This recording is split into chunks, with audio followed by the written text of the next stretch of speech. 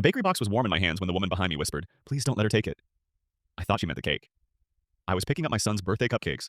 Bright frosting, little sugar dinosaurs. The shop smelled like vanilla. Kids pressed their noses to the glass. Parents stared at their phones. Normal Saturday noise. The woman was small, late 20s, holding a toddler with a purple bow.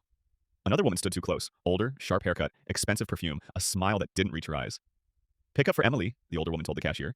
"I'm the grandmother. She's overwhelmed." The younger woman didn't argue. She slid a folded napkin toward me, hidden under my box. I pretended to adjust my grip and caught it. "Call the number." "Julie, 555-0138. My stomach dropped. The younger woman met my eyes for half a second, then looked away like she couldn't risk more. The older woman laughed. "Come on, sweetie, we're late. Hand me the baby." The toddler clung tighter, face buried in her shoulder. The younger woman whispered, "No." So quietly I only saw her lips. I stepped aside like I was checking my order and dialed the number. A woman answered instantly. "Hello?" "Hi," I said, forcing casual. "I'm at Maple Street Bakery. Someone gave me this number. Are you okay?" A sharp inhale. "Is my sister there with my aunt?" Cold flooded my chest. "Yes."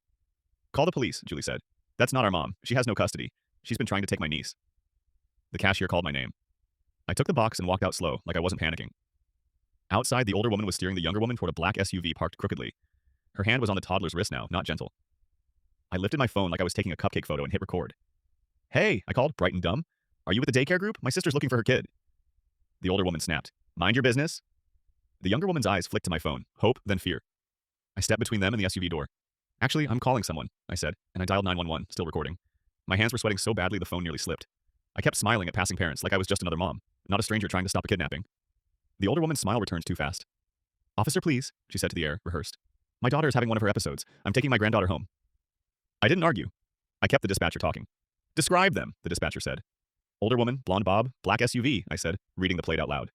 The toddler started crying, thin and exhausted. The older woman tightened her grip. A patrol car rolled up within minutes, lights off but purposeful. The older woman's shoulders stiffened. The younger woman began to cry silently, still holding the toddler like she was bracing for impact. An officer stepped out. "Ma'am, what's your relationship to the child?"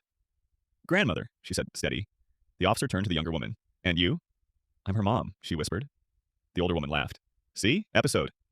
The officer asked for IDs and custody paperwork. The older woman had none. The younger woman had a protection order saved on her phone. Julie had told her to screenshot it after her phone mysteriously went missing last week. Then the officer looked into the SUV.